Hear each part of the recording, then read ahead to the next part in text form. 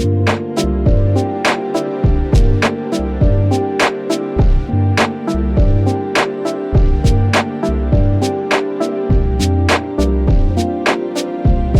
game giants have been on a spending spree, and it looks like Ubisoft could be the next on their shopping list.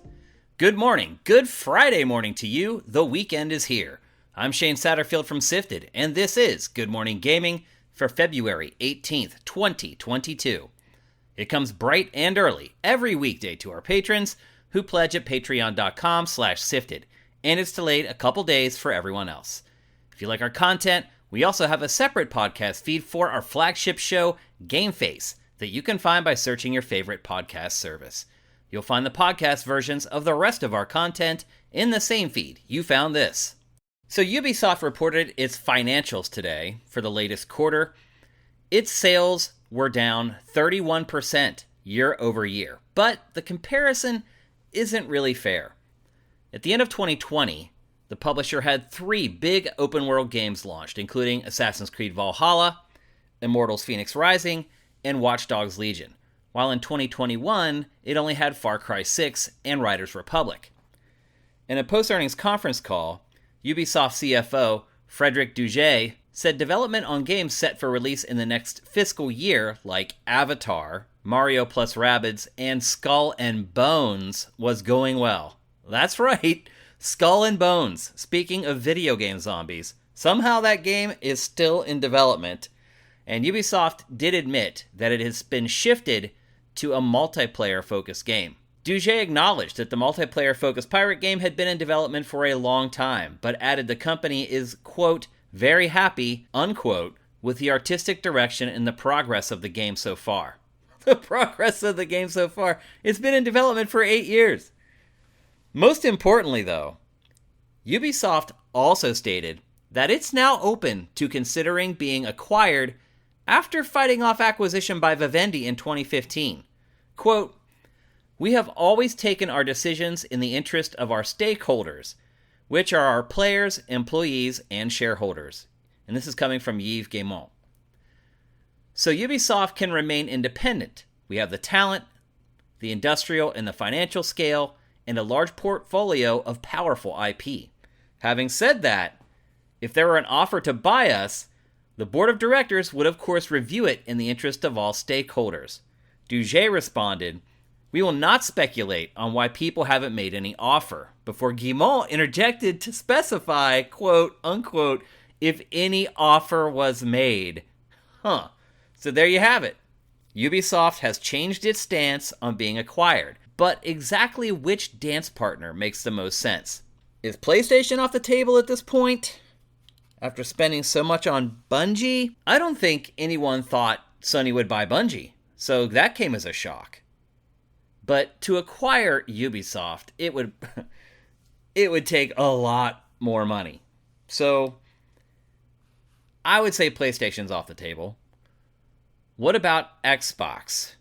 Xbox has essentially a bottomless pit of money that it can do whatever it wants with. Now, the way it's been tiptoeing around the acquisition of Activision Blizzard leads me to believe that Xbox wouldn't test regulators with yet another acquisition. I just think you'd be pushing your luck at that point. And Microsoft is smart. It knows how to work around this stuff, so I don't think it's Xbox either. Nintendo is a little more interesting.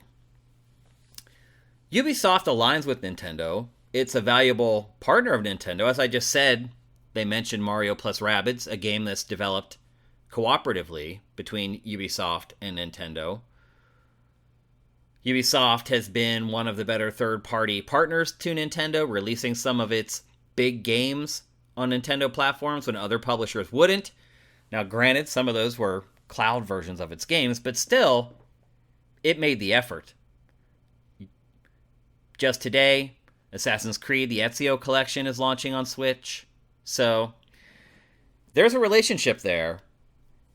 But the catch is that just in the last month, Nintendo expressed that it is not interested in buying huge publishers the way that PlayStation and Xbox have over the last couple months. It said it prefers to build from within, acquiring talent and then assimilating that talent into Nintendo's culture. So while Nintendo makes the most sense, and it has the money to do it, and seems like the most likely of the big three, I still think it's highly unlikely. More likely, it feels to me like Ubisoft missed the party. It is late to the party. Now, it does sound like maybe there were some offers made recently based on some things that Guimont and Duget said. But apparently those suitors they didn't have a big enough check. We'll put it that way.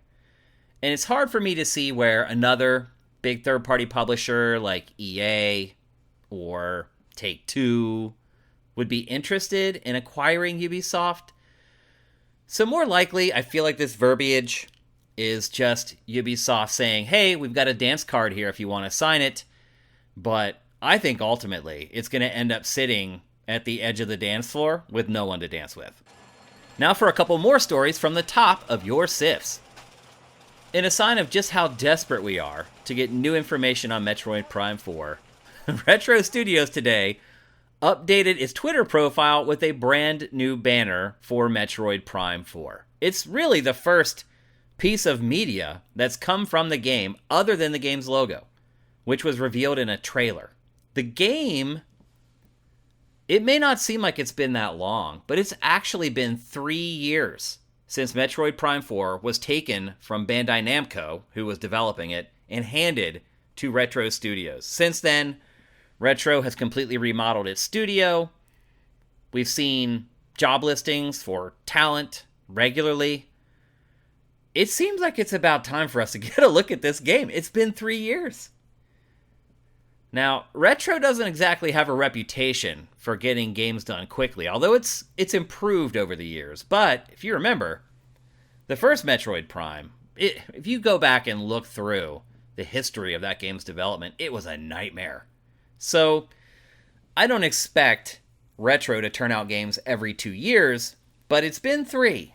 And you would imagine the game's starting to wrap up. It's probably feature complete at this point. There's probably a lot of polish to do. It might be time to finally get a look at Metroid Prime 4. Elden Ring review code is in the hands of critics. I know that firsthand because I have it. And consequently, there have been tons of leaks today for the game. There are spoilers out in the wild. Now, you guys are pretty well trained. You're used to this. You know the drill. You know the places not to go to get stuff spoiled for you. And it is the usual suspects. This time, YouTube. There are videos on YouTube. In fact, we curated the opening cinematic for Elden Ring today from YouTube. And we're careful, obviously, to label it with spoilers to make sure you guys aren't getting into something you don't want to get into. And it will probably be taken down here in the next couple hours. Honestly, because Bandai Namco has been zapping all the videos from YouTube. The bigger danger really is Reddit. Reddit, a lot of the threads there have screenshots of things that you do not want to see. And a lot of times, as you know, when you're browsing on Reddit, you see things that you don't want to see. You just can't help it. You go to the wrong thread, and one of the responses in the thread has a screenshot or whatever else, and there you go. There's no way to avoid it. So I know it's tough because Elden Ring doesn't come out for a while, and some of you guys probably use Reddit pretty regularly, but if you're really concerned about avoiding spoilers, you probably want to stay away from there. You probably want to avoid searching for Elden Ring on YouTube, and just know that we're looking out for you guys. We'll make sure that anything that we curate from the game is clearly labeled so you know exactly what's in the video before you watch it. In other Nintendo news, today, Nintendo released a trailer for The Legend of Zelda Majora's Mask for Nintendo Switch Online. The game launches in just 8 days on February 25th. Now, we're a little nervous about the release of this game on Nintendo Switch Online because of the disaster. That's probably too strong of a word, but the poor performance of Ocarina of Time on Nintendo Switch Online. And obviously, Majora's Mask was built on the same engine, and there has been discussion about exactly what engine Nintendo is using for Nintendo Switch Online games. The bottom line is that we're all a little nervous about Zelda games going forward on the service, and Majora's Mask is going to be the next test. So we'll see how it goes. Remember Dead Island 2?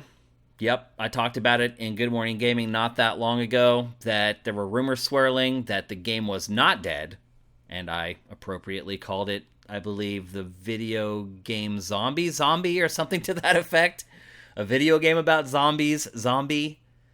Well, today, Embracer Group, the company that will ultimately publish Dead Island 2 if it does release, basically said it's on the way. It had its big financial report today, and one thing I should say too is that Embracer Group is growing. It may become the next big third-party publisher. Its sales and revenue were up like 100 and some percent year over year.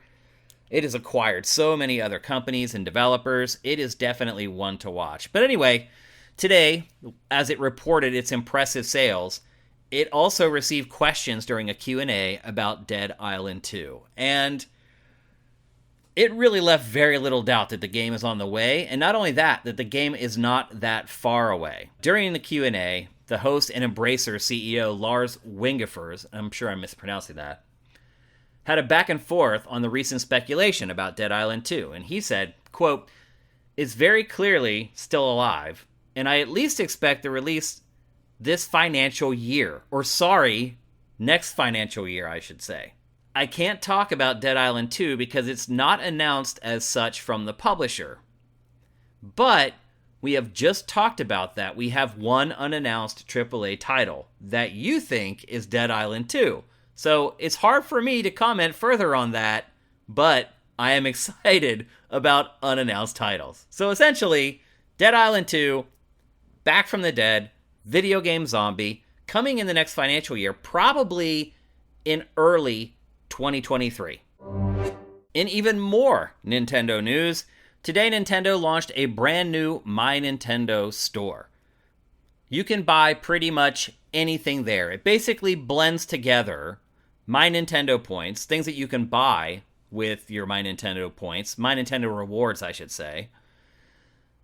And then it offers consoles, controllers, all kinds of cool stuff. Merchandise, including some store exclusives, stuff that you can only get from the online store. Also, if your order is over $50, you get shipping for free. Also, to celebrate the kickoff of the new store, some select first-party Nintendo Switch games are selling for $40.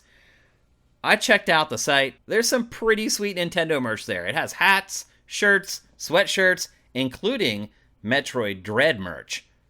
I would check it out if I were you over the weekend. Head to nintendo.com/store.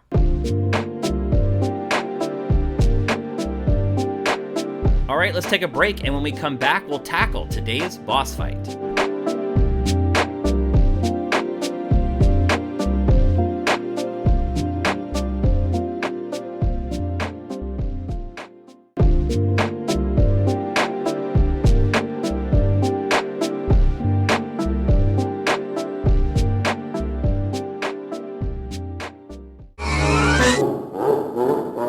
Welcome to today's boss fight, where I tackle random topics that may or may not be related to video games. Today, Ars Technica shared that it's been working with MPD Group to generate a report on physical versus digital game sales. The numbers to me weren't all that shocking. We all know that the industry is moving towards digital. The number keeps creeping up. It's been around 50-50 for a while, but based on this new report, it's over 50-50 now. More digital games are being released than ever. And a lot of games aren't being released as physical releases anymore, when in the past they would be. In terms of distinct game titles released in the US, the raw number of new games available on physical media, like discs and cartridges, dropped from 321 in 2018 to just 226 in 2021. That's nearly 30% down in just 4 years. The number of digital games released each year, on the other hand, remained relatively flat from 2018 through 2020, but then in 2021, that number went crazy to nearly 2,200 digital games, which is a 64% increase from 2020. Across PlayStation consoles, the number of physical releases is down almost 40% from 2018 to 2021. On Xbox, it's nearly 31%. The Switch is kind of the holdout here, which is interesting. Its decrease is less than 7% over the same period. So you have 38% at PlayStation, 31% at Xbox, and only 7% at Nintendo. I don't know if the cartridges for Switch make them appear to be more collectible, or maybe Nintendo fans are just all about physical goods. I don't know. It's interesting to consider that. Then if you turn to the major publishers, and you know what those are, a slight majority, 56%, of distinct titles released in 2021 were available as physical releases. So over 50%, but not much over. And you got to remember, not that long ago, it was 100%. This is how they released their games. What's most shocking to me, though, is the total number of video games released each year. And I know this wasn't really the focus of this study between Ars Technica and MPD, but this is what stood out the most to me. The total number of video games released each year from major publishers has been rapidly declining for the last 4 years in a row, in a steady downwards trajectory. And I mean, it is in a straight line down, at about a 45-degree angle, but even. Like, it's steadily declining on that arc. In 2018, 279 games were released by major publishers. And in 2021, it was just 158. Now, you may say, Shane, that's because of the pandemic. It's not. 2 years before the pandemic started, it had already started this decline, and it has continued on that same 45-degree angle down. There's no deviation. So publishers are just releasing way less games compared to when they used to. If we were to compare 2021 to, say, 2006 with the PlayStation 2, it would blow your mind how many games were released in a year from major publishers on that platform. It's nuts how much fewer games we're getting from the big boys. But what I really want to talk about is the focus of the report, which is you guys are not buying physical games anymore. I am. If I have the opportunity, I still buy physical games. And I honestly have no idea why you guys don't do it. No idea whatsoever. If PlayStation or Xbox were to announce that you could sell your digital library, I would understand it a lot more. Now look, your library isn't going to go away. When I die, I will my accounts for all three consoles and Steam and any other place I have game libraries to my brother or to my nieces and nephews or whatever. My account will live on, and eventually they can change it from Dinfire to whatever they want to change it to, but all my games will still be there. So there's value there, but you can't sell them unless you want to sell them to your family, which would just be gross. So you can't really sell them. They have no value. So my question is, why? Why do you guys resist physical media so much? And by you guys, I mean the people on the site that tend to be younger than me and don't want physical media. I've heard the reasons before, and maybe they've changed over time, and maybe you guys have different reasons, but the ones I constantly hear is that people don't want to have to get up and walk to their console when they switch games. As I said, I have bought all the major games on physical media. These games take 40, 50 hours to complete. I don't know how often you're getting up. I never get up. I don't understand that. Have we become so lazy that we don't want to walk to our console once every 3 days? I mean, that's absurd. And then the other thing I hear is that people don't want junk. They want everything to be minimal. They want their living space to be clean. I get that. I'm kind of like that too. Like, my mom comes to wherever I live and she's like, oh my gosh, Shane, your place is empty. It's not. To her it is. Because my parents, their homes were nothing like that. There was just stuff everywhere. And so I'm kind of in the middle of my parents and you guys. So I understand on a certain level, you don't want just junk everywhere. I get that. But it's not that bad. I don't know. To me, that's what closets and shelving units and entertainment centers are for. I just don't think it's a big deal. I already have a nice little collection of PlayStation 5 games, physical games. Probably 10, 11 games already, something like that. Which isn't a lot. I would have had a lot more in prior generations. But I really struggle to see the detriment of physical media, other than the environmental issues of the plastic and the discs and that. I do understand that part of it. So if you're to tell me that you're really concerned about the environment, I'll accept that totally. I'm not crazy environmentalist guy. I try to have as small a footprint as I can, but I also feel like I need to be realistic at the same time. And then when you start thinking about the financial side of it, you're not paying less for digital games. And again, if you were, I could understand more of why people are so against physical media or don't want physical media anymore. If you could get the digital games cheaper, which I believe you should. Pachter tried to explain why digital games cost as much as physical, and I wasn't buying what he was selling on that one. But if they were cheaper, I could understand that. They're not. You're spending just as much for something that you can't resell. And maybe part of it is that you guys have lived a lot of your lives in this middle ground where I'm at now, where I don't need everything physical, but in the interest of having something that you can recoup value from, some of the stuff I get physical. Maybe you've never even been around that environment to understand how it works. But if you were like me, and as you were growing up, you were buying lots of physical video games, those video games, some of them, are going to be worth a lot of money. Some of the ones I have are going to be worth a lot of money. Dozens of games that are worth $300 or $400 or more. I got them for $40 or $50, most of them, and now they're worth hundreds of dollars. And one thing I will say is I really fear that I pass before my wife, because it will be a big job for her to try to sell that stuff and get equal value for it. It probably would be a nightmare, and she probably will just have a yard sale where she'll sell God Hand for like 50 cents or whatever. Sealed God Hand for 50 cents.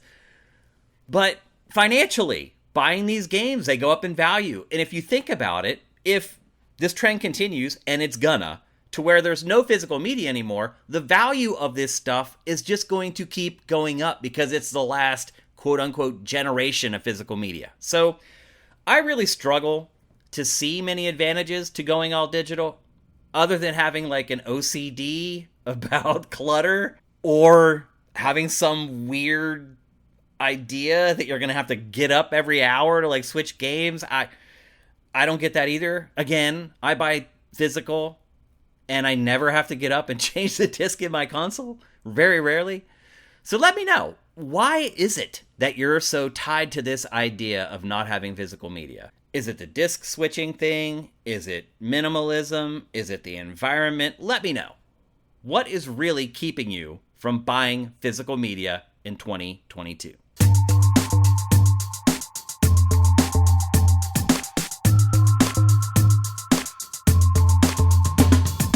Thanks for listening to Good Morning Gaming. I appreciate every single one of you who listens to Good Morning Gaming.